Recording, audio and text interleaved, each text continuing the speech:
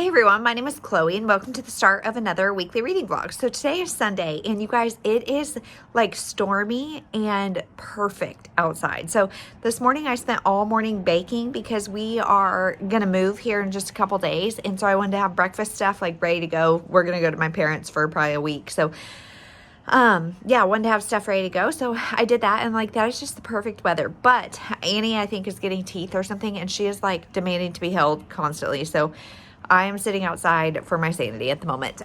But I finished In a Book Club Far Away by Tiff Marcello. And I'm not sure what I think about this book. I'm giving it 3.5 stars because this like should be my bread and butter. So this is a women's fiction about 3 women who were best friends. They are all army wives and bonded over a book club. They started a book club. That's how they became friends. Something happened that broke them apart. And so there's one, like 2 of them have a beef, and then one's like a neutral party. But the neutral party texts both of them an SOS and says, hey, I'm having my gallbladder out. My husband's deployed. I've got this 2-year-old little girl. Come help. So they both come, not knowing the other one is coming. So the 3 women are forced to like confront what happened, deal with it, to take care of the third party. So, love that. They bonded over books. They continue to talk about books a lot. The book is told in then and now kind of, and I think that's what like did me wrong, because like I should love this, and all of the characters were pretty well rounded. I mean, they had pretty interesting and unique stories, but something just was off for me in this book. And I think it's that timeline, like you never really felt connected as much as I wanted to the characters or something. It's also really short. It's 300 pages. And so I feel like it definitely could have used a little more character development. So we have Regina. She has like a 9-year-old son, which he was born like right in the then times. And her and her husband are now divorced, and she has like this internet boyfriend that she gets to meet when she's in the DC area helping the other friend. So Sophie is the other one involved in the rift, and she is the older of the group. Like she's the oldest one. She has like 17-year-old twins, and her partner have chosen never to get married. And I thought that was a really interesting conversation because of like military benefits and things that she like didn't get to do because she was not a legal spouse. And so I thought that conversation was kind of interesting. And so that's her story. She's a nurse, and Regina is like a baker, so love those things. And then Adelaide is our neutral party. She's the one having surgery, and she struggles with fertility, and her husband is deployed. And so there's a lot of conversation too around her. She has fertility issues, and so they had to try really hard for their daughter. And then now she's like, I'm not sure I'm cut out for this motherhood thing. Like, I'm not sure I want more kids. I am not sure I want to stay at home. And those are all very valid conversations. And I feel like that's where I just wish there was more in all of these conversations that I'm talking about, and that the characters were a little deeper, and not that they didn't have depth. We just didn't get to see as much of it. So, and I think that timeline thing really kind of threw me off. And I typically like then and nows, but it's not clear like then, now. It's kind of jumps around, and it'll spend a lot of time in the then and then just a little bit in the now. And I don't know, something about it was just off. But I'm still giving it 3.5 stars. I really enjoyed it. I just have read better in this genre. So that is the first thing I read this week. I will check in when I have read more. Hey everyone, it is Monday, and I have finished something else. But first, before I talk about the book I finished, I want to say something about, in my last vlog, I read 7 books in a week, and I'm getting a few comments about like, how did you do that, especially with life being so chaotic? And I want to tell you, the way I did that is by not watching YouTube. Honestly, like every morning I work out for an hour from 5:30 to 6:30-ish. And I normally watch YouTube. That is my time to just watch booktube and zone out and kind of work out and do that and whatever. Well, instead, I've been either listening to audiobooks, or I'll do cardio with my ebook up, whatever is on. So that is how I'm reading so much. So I just want to put that out there because everything comes at a cost. And so like reading a lot, it sounds like it's great, and it is great. I'm loving it. I've just really been in the reading mood, but it means something else is suffering. So I just think like all of you who are watching this, like, give yourself grace. If you're reading less than you think you should or less than other people, it's because you're doing other things that are just as valuable with your time. So I just wanted to say that, because yeah, I'm reading 7 books, or I read 7 books in a week, but it's because a lot of other things are suffering. So, yeah, that's how I did that. But the book that I finished, last night or this morning, I can't remember, was the 2nd season, and I think it's by Emily Adrian, maybe. This is a book that comes out this week, so by the time you see it, it'll already be out, and it is a book about a woman who is she was a former, college basketball player, and she just loves sports. She knows everything about sports, and she actually married her coach, who is now a he announces games and stuff. She is a sideline reporter now, and she, like, when her ex-husband, they got divorced, so her ex-husband is retiring, she wants his job. Well, of course, it's a male-dominated field. That would be crazy to hire a woman, like, blah, blah, blah, so against precedent that she really has to fight uphill for that. So, I was really interested in that because I think it really, like, turns gender roles around, because he was the one that was kind of, like, home with their daughter. She's now, like, 18 or something, 16, I can't remember, but, he was the one home. She was the one kind of out doing all the basketball things, and, I just like the way that it really challenged the sexism, especially in that industry, but just in the workplace in general. So I really was interested in the premise.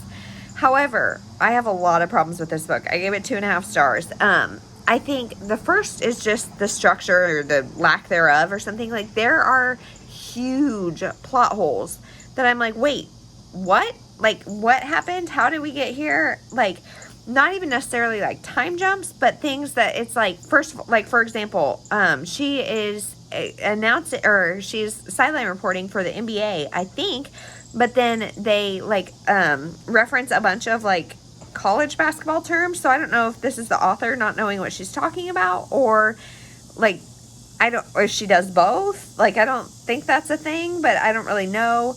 And then her relationship with her daughter felt really, really, really unrealistic to me, but maybe it was just underdeveloped, because I think she's 16 and she's, like, modeling now or whatever, but, supposedly her daughter is just cool with it, that she has, like, always chosen work over family, and I don't know, like, it was just hard. It talks specifically about all the things she missed in her daughter's growing up, and her daughter's just like, it's fine, whatever. And until the end, she does ask her to be present for her graduation, so maybe she is 18, I don't even know, but so the whole concept of the 2nd season is now she's got this little boy toy boyfriend, and she's thinking about what happens if she doesn't get this job. Does she kind of settle down and start to prioritize family over her career? And so there's a lot of weird plot holes, and there's, like, big things that happen in this lady's life that are, like, barely mentioned, or they're like, wait, oh yeah, that is going on. And it's, like, life-changing huge things. And so the structure of that was really confusing and really, like, took me out of the story, because there were a couple times that I, like, reread pages like, did I miss some sort of explanation? Because this doesn't make sense. And, like, I have no idea what she's talking about. And the boyfriend, there is a plot point with him that is very, very significant. And yet their relationship was so, like, underdeveloped at times. Like, his name would come up and I'd be like, wait, who is that? It was just a mess. It was a mess. Like, this book was a mess. And then also, in addition to that, while I really appreciate the bringing to light the conversation of sexism and how it's just a boys' club and all that kind of stuff, I think this book still was, like, harmful to women, because she made it so it's like you are either a woman like her who knows all the stats and knows everything about everything, or you're one of those women who, you know, sits on the couch and complains about it. I think there's a happy medium. Like, she was saying that women can be super knowledgeable, and that's true, but there's also a lot of us who are sports fans that don't know everything, but we're also not like, no, husband, watching sports, blah, blah, blah. Like, no, in fact, in my house, it's about 50-50 if it's me or Jeremy that's turning on sports. So, I thought that was kind of offensive. And then there's a fertility topic in here that I thought was really offensive. And I just don't like, it felt like the ending was ambiguous, but almost not intentionally. Like, we should have known, and like, we can imply what's going on. But it just, you guys, this was just a mess. It was a mess. So I like the sports theme. There's also like a weird amount of time spent on two players and their relationship, like their friendship. And it was just weird. I guarantee I'm not going to remember this for very long because it was just such like a blah, blah, blah, like mess. It was a mess. So, 2.5 stars on that. Now I'm like halfway through Delia Suits Up, and I'm loving this. I was really like nervous to pick this up. So basically what I'm doing right now is I have way too many NetGalleys and things going on right now. And so I'm just like reading down the list based on publication date. And so this one was next, and this is also kind of challenging the gender norms and stereotypes and just the sexism in the workplace. And so this is about a girl who, she works in the finance industry, and she gets laid off, like a massive layoff. And so she's trying to get this job, and she knows that if she were a guy, she would be more than willing, like more than able to get this job. However, she's not. And so it's the night of her birthday, and she's with her two roommates who are her best friends. And she's like, I just wish that I was a guy so I could get this dang job. So she wakes up the next morning, and y'all, she is a guy. She is a guy, and it is funny. It's like total Freaky Friday situation, and it's funny. Like, I am laughing at it. And so she goes and like pretends to be this guy and tries to get this job.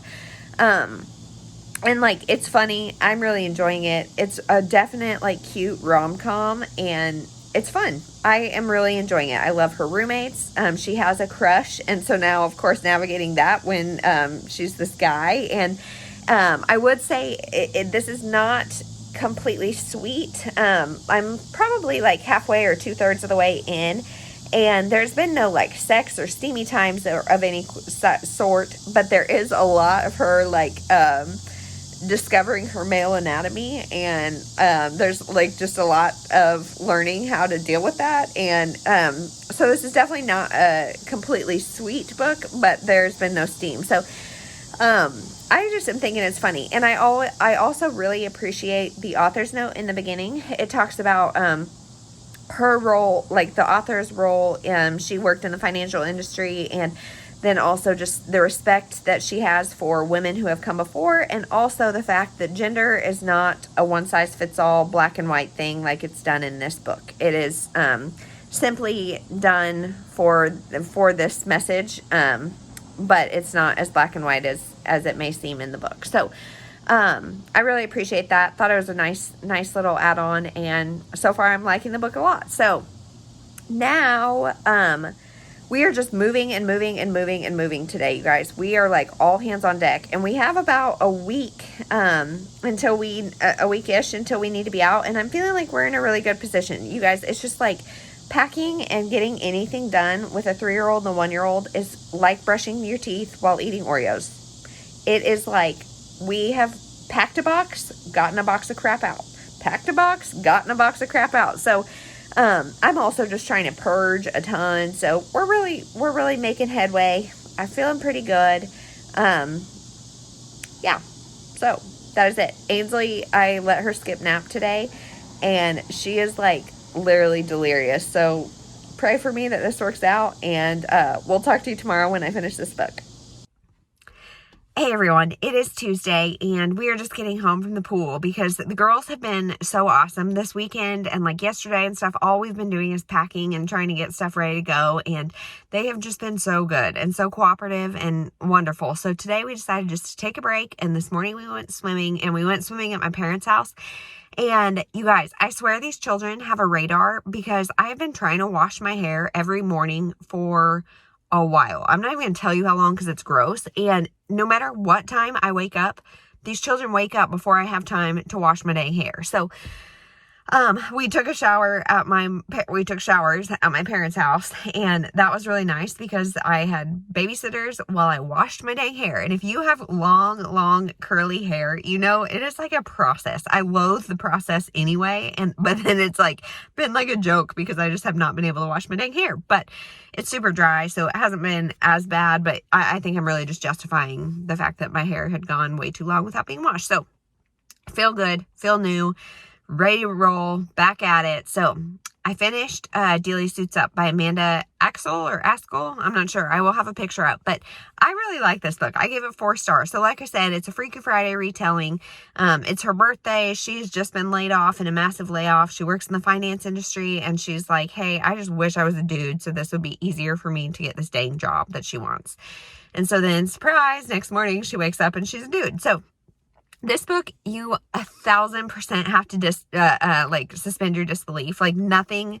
I mean, of course, the switching gender thing in the middle of the night probably wouldn't happen, but also like nothing that happens in this book would actually happen. So if you want a realistic book, don't go here. This one, you definitely have to suspend your disbelief and just enjoy the ride. And also, like I said, there's a lot of jokes and stuff about her, like, discovering her male anatomy. And I personally thought it was funny, but I can recognize it was pretty immature. So what does that say about me? I don't really know. But I thought it was funny. However, if you don't think that kind of thing is funny, you might not like this one. So this one, I could definitely see why some people really like it and some people maybe don't, because it's all about your sense of humor. It did stay pretty like clean, so there's not a lot of sex scenes, but there are a lot of jokes about like male anatomy and stuff. So I thought it was funny. I enjoyed it. What am I saying? I enjoyed it, and I gave it 4 stars. I would highly recommend. It comes out August 3rd, so by the time you see this, it'll be out or just about out. And yeah, I would recommend it. So what I picked up next is The Whisper Man by Alex North. So this one is one that I hauled last month. My mom gave it to me, which really surprised me. And this one, I was like really not sure if I even wanted to read it, because it's like the concept is like borderline, this might scare me. So this is about I think he was like a serial killer that would go like lurk outside of children's bedrooms and whisper to them and like try to make friends with them and then like kidnap them and hurt them. And that freaks me the F out. So both of my girls live on the top floor, and I mean, I don't think it's happening. I don't think it could happen, but I just don't like, that freaks me out. And like, I don't want anybody whispering at my window. I don't like this. So, but anyway, so far so good. I'm like a quarter of the way through maybe, and it's good. I'm enjoying it. It's got 2 storylines that at first, like, I thought I knew how they fit together, and I was wrong. I've already figured out I was wrong. And so I'm a little confused. Like, the jumping back and forth is one of those things in thrillers that like I sometimes like, but most of the time it just kind of like confuses me. And this time, like, it's done well. I know what's going on. So in one of them, we have a dad who has this little boy who just is very antisocial and has a lot of adjustment issues and is very, very, very introverted. And the mother has died. And so I'm like, why is this kid not getting therapy and support? Because if you have a parent that dies when you're young, I think it doesn't matter how mentally sound you are. I think some therapy or something could be helpful. But he's really into art, and he starts having like imaginary friends and says somebody's whispering to him. So that's one storyline. The other storyline is a little boy who his parents were both kind of a mess, and they let him like walk home alone. And again, I'm not saying like walking home alone means you're a mess of a parent, but that the both just happen to be true. And he was like stalked and kidnapped and killed by the Whisper Man. So the 2 stories intertwine. I'm not going to say how, because I just don't want to say anything that could be spoilery. But the Whisper Man is in jail, so I don't know what's going on. If it's a copycat or what's going on. But so far so good. It's not my favorite thriller ever, but I'm liking it. The one perspective of the little boy who went missing, it's being told by the detective. And again, I'm not a huge fan of that, but it's okay. I'm like endeared to the detective or whatever. So, yeah, I don't know. There may even be 3 storylines now that I'm talking about it. Like there may be another one that I don't know about yet. I don't know. So I'm a little confused. And just trying to get it all straight in my head. The other thing is I do have this on audio, and I was trying to listen to some of it this morning, like while we were getting ready, and like I have been like, I make like box goals, and so it's like I have to pack one box before we do this and one box before we do this. So I was trying to pack while the girls were eating breakfast, and that wasn't a good thing to do. So I'm going to have to go back and re-listen a little, but this is a long enough clip. I will let you know when I finish it. Hey everyone, it is Wednesday, and so where I'm sitting right now is just funny because it's on my deck, and like my house is right there, and my kids, like I can see them but I can't hear them, and so that's why I come out here and film so much. But Annie is like face on the window wanting to be out here. But I'm gonna make this quick then and just say that I finished The Whisper Man, and I'm giving it 2.5 stars. I think maybe my expectations were too high. For me, this is just not the book for me. It was not scary like I thought. I mean, there were definitely creepy scenes for sure. So the premise is, this little boy and his dad move into this new house, and this little boy has this imaginary friend that it's like, what's going on? And then he also thinks somebody's whispering to him. Well, there's also simultaneously the story of the Whisper Man, who is now in jail. He was a serial killer who would whisper outside of kids' rooms and then kidnap and kill them. And there has potentially been like a copycat situation go on. And so all of that is going on. There's a lot of twists and turns, I guess. But my complaint about this book is that, first of all, it is told in third person from multiple points of view. And for me, that just doesn't work. It's very detached. And like I said, so we get a perspective of the boy, his dad, the detective working on this other missing boy case. And he's kind of an old man. He was around when the Whisper Man stuff was going on. So he was a part of that and has some like PTSD from that. And then there's also a new young girl who is a reporter or an investigator going on things. We get a perspective from the kidnapper. We get quite a few different perspectives right there. That was like 5. And I think they're all in third person. Maybe the kidnapper's not, I can't remember, but I think they're all in third person. So it's all just like, you're very much on the periphery. But more than that, the pace of this book is just so painfully slow. Like, so painfully slow. And there were times where I was a little confused on timeline of what was happening when. I don't know. This was not the book for me. And I don't think this writing style was not for me. I'll be really hesitant to pick up anything else Alex North writes, just because I'm not saying it was bad writing. It was just not for me. So 2.5 stars. Like, the ending was fine. And like, yeah, the twists were fine. But I was so, like, detached, I didn't really care. And I don't know, like I said, there's definitely creepy scenes. But I'll probably forget this book by next week, honestly. So, didn't really impact me. Now I'm reading One Night Only, I think is what it's called, by Catherine Welch, maybe? I don't know. I'll have a picture up to know for sure. This is a book that comes out July 30th. So, by the time you see this, it'll be out. And this is about a girl, or a woman, I guess, who kind of has this one-night stand rule where she sleeps with the guy for one night, and, like, that's about it. She got her heart broken, and so she doesn't want to get involved with anybody again. And so at the beginning of the book, she wakes up with some guy, and she's like, oh, man, on a work night, like, you know, what did I do? And he's Irish, and he's beautiful, and all of that. And so her roommate's like, girl, you're crazy.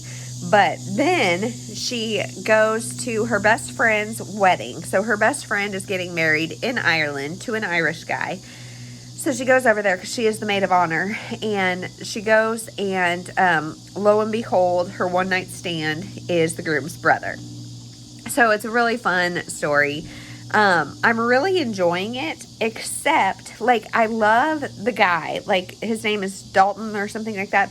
I really like him because he's, like, the class clown and stuff. And, like, when she's trying to kick him out in the morning, he's like, maybe I'll stay. Why don't I? And he's just, like, really funny. And yet, everybody in this book seems to, like, have a very hot and cold side. Like, he's all fun and jovial, and then all of a sudden he flips. And same with, like, the Irish charm that they talk about. You know, everybody's super nice and friendly, and then they're not, and things are weird. And, like, I don't know, that those characters are just, like, that seems a little abrupt. So otherwise, I'm really liking it. It's funny, it's fun.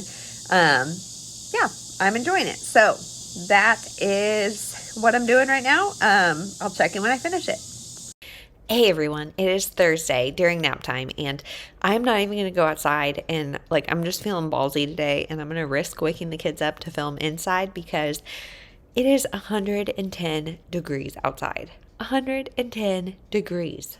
Can you guys even, like, we are baking over here, and I know we're not alone. Like, most of this country is baking right now. So I'm just going to risk it, pray I don't wake anybody up, and go from there. I also was like, I don't want to film in here because this is a disaster, but we're a couple days away from moving, so please give me grace and don't look at the background. So the reason I'm getting on here to film is because I finished One Night Only by Catherine Walsh, I think is what her name is, and this is a debut novel, and I think I was really liking it when I updated last time. And I gave it 3.5 stars. I did like it. And, like, I rated it a 4 on NetGalley and did down to 3.5. I don't know if that's right. Like, this is a pretty true 3.5 for me. So, this book is about Sarah and Declan. So, Sarah has this one night only rule after she got her heart broken. And so she wakes up one morning. Declan's in her bed, and she's like, he's a stranger. And so she wakes him up and makes him leave because it's a work day. And he just immediately starts giving her a hard time. Super funny, super cute, like, really like the banter between them. Then she goes to her best friend's wedding in Ireland, and he is the groom's brother. So that first night goes off with so many hijinks, including, like, everybody drinking too much, and the mom of the boys trying to matchmake them, and, like, it was funny, but we also started to see a darker side of Declan. And as the book goes on, like, I truthfully did not like Declan. I think you were supposed to. I think you were supposed to like him because, like I said, he really has that, like, class clown personality.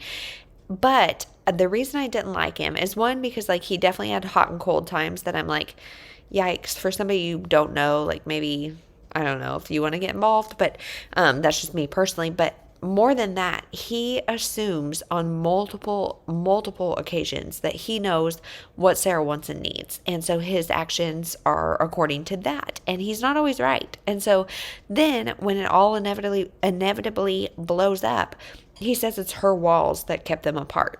And it's like, no, you were definitely a part of that, dude. Like, you were definitely a part of that. Her walls are why you did it, but, like, you kept your distance without even asking her or anything and, like, having a conversation. He also keeps a really big secret from her. And, like, the conflicts in this book were not things I like. They're just, like, my least favorite tropes. And so after they leave Ireland for the wedding, there's a time where they are apart, and that part drug on for me. And, like, there's definitely kind of love triangle situations on both sides, and you never believe it. Like, they're very clearly like, I don't like this person, but I'm going to go on a date, even though there's no chemistry and it's never going to happen, blah, blah, you know. And I don't know. I think there's a degree of grace that we need to give her because she is a debut author.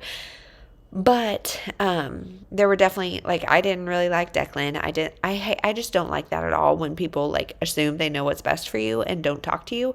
And so I didn't like that. I didn't like um, just the lull in time and kind of the lack of tension, like it's like artificial tension. But the things I did like is the Ireland setting is really, really great. It was fun and felt like you were there.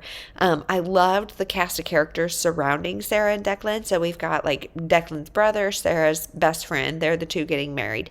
Then Sarah's roommate and her like coworkers and there were just a lot of good friends and the mom who was trying to matchmake and stuff like it. There's just a good cast of characters surrounding them. So I would definitely say pick this up because she's a debut author and like the banter was there. And when like Declan was acting like the class clown and stuff, their banter was really fun and really cute. I was just like, meh, I don't know if I like you, especially when he blamed her walls for everything. And it's like, no, there was definitely two sides to that. So, yeah, 3.5 stars on that. I really enjoyed it. And I have yet to pick up anything else. Today we have just been running around like crazy packing, and then we had to go sign the deed papers and stuff for the sale of this house. So it's just been kind of a crazy day. So now, if you just heard my timer go off, I'm starting to make some stuff for dinner, and I'm going to keep packing, and that's about it. So I will check in next time I finish something. Hey everyone, it is Saturday and I have finished The Husbands by Chandler Baker. And you guys, I think Chandler Baker is an author I'm just going to have to be done with. I didn't love The Whisper Network and I didn't love this one. I am giving it like 3 stars because I think she does a really good job of like talking about really important and relevant social issues. And this one specifically is about this woman who she is a lawyer and she's married and has 1 little kid. She's pregnant with a second. And it's just a discussion of the imbalance of like moms and dads, I guess, in relationships, and how the mom is so often the default parent and so much is expected out of women, working or not, and the same expectations don't hold true for dads in domestic life. And so the commentary on that was really good, really relatable. In fact, the first like 30% of this, I was like, this is awesome. This is so good. I feel very seen, very heard, and it was just really great social commentary. However, the point of this book, so she finds this house that she wants in this kind of not prestigious, but kind of prestigious, I guess, neighborhood, and she wants to put an offer in, but her husband's kind of like, I don't know, because the people in that neighborhood are a very tight-knit community and they're a little sketchy. And one of the houses burned down and burned one of the husbands alive. And so she is approached as a lawyer.